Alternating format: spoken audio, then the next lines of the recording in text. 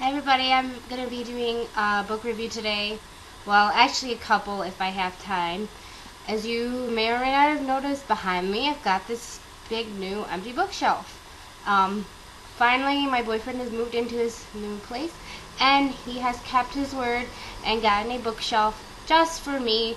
So I have decided I'm going to be keeping books that I've already read here. That way I can still have, all the ones to read at home.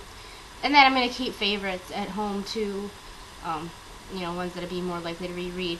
No, it looks kind of empty, but actually the top two shelves are already filled, and you won't be able to see them. I'm not going to bother to show that. But anyway, the book I'm going to be reviewing is Under the Never Sky by Veronica Rossi. I actually read this last week, but I just have not had a chance to make a video because of my work schedule, and then mostly the times that I've been home I just have not had I've not been able to film because there has been no place to do it because everybody has been home, like off work and school and stuff at my house, and I wasn't just gonna shoo my sister away and be like, hey, leave me alone. Because, as you may or may not have noticed in another video, she came home while I was filming and was yelling to get into the room and stuff. So I didn't want to deal with any of that stuff. I'm here at his place by myself now before I've got to rush back home, so I can kind of sneak and film here. I'm sure he wouldn't mind. Anyway, Under the Never Sky is a post-apocalyptic dystopian sci-fi with kind of fantasy-ish elements in there too. It's told with dual viewpoints by the characters of Arya, who is a 17-year-old girl who lives on the inside, I guess. I should probably describe this better. In this post-apocalyptic world, this world is ravaged by these ether storms or energy storms from the sky, and so half of the people have taken refuge inside this big dome where they've got all the technology pretty much and things like that. And what they do inside is they have these eyepieces that are called smart eyes that they take you inside this virtual reality kind of world called realms. So a lot of it, because they're trapped in pretty much inside a dome, these realms allow them to experience virtually a lot of stuff that they would otherwise miss out on.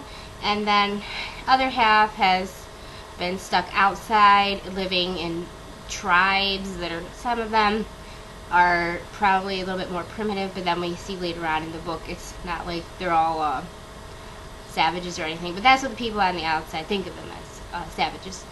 And then the outsiders think they call the insiders, or dwellers, I think they're called moles and stuff like that. But anyway, there's this girl Arya who's on the inside, and then this boy Peregrine, or Perry as he's called, on the outside, whose brother is the leader or blood lord of a tribe, is what it's called.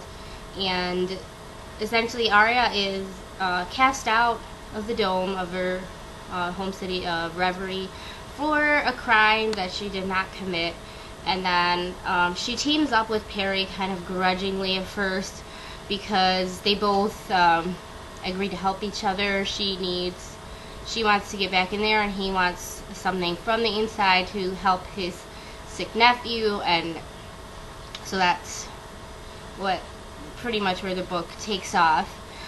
It's told in the dual viewpoints, but it's in third person, which I thought was kind of interesting. It looks like that fad of the first person present tense is kind of going away, which I'm happy about. I thought that was interesting at first, but I don't know, I kind of got sick of seeing it in books, to tell you the truth, so I'm glad that this one is not told that way. I highly enjoyed this book because especially in the beginning, I really liked the character of Arya because I thought she was really realistic for her situation.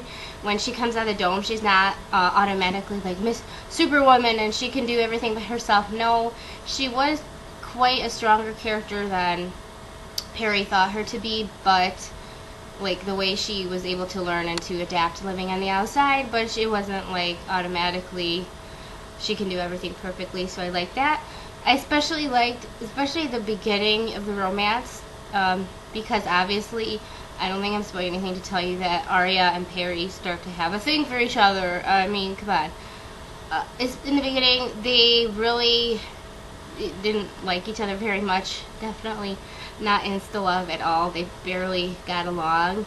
But then, when the romance actually got started, I felt like it was moved too quickly from there. So although we avoided insta-love in the beginning, in the end, I was just kind of like, I feel like, I don't know, I kind of like how I feel like in middle grade books, the romance takes a longer time over the series to develop, but in young adult books, it's like they're thrown together right in the beginning of the first book, and then they have obstacles to overcome. I'd like to see that change, and maybe for couples to wait until like the second book, maybe, of a trilogy to actually get together, but I don't know if that's ever going to happen. The romance kind of slightly made things a bit meh for me, because I feel like I would have enjoyed it better if they had maybe waited another book for it to actually full out blossom the way it did. But I still really enjoyed all the characters. What I thought was interesting in this book is the kind of combination of genres, which in the beginning I found to be quite confusing.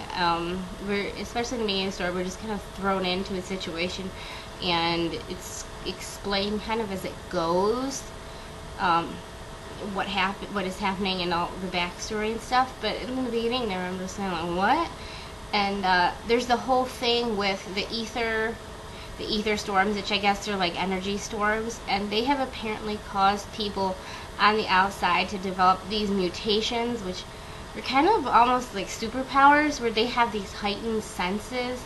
For example, Perry has 2 heightened senses, which is actually really rare. He's got this like super enhanced scent and vision, or specifically night vision. Then there's also people who have super hearing and stuff like that, which I thought was interesting, and it was kind of all explained as not exactly fantasy, but more like it was explained scientifically, like the ether caused mutations, but it was like the ether itself was never fully, like, what the hell is that? I don't know. I'm kind of running out of time here, but I would still highly recommend Under the Never Sky, and I give it 4.5 out of 5, so I would only deduct half a star for those things that kind of dampen my enjoyment just in the slightest little bit.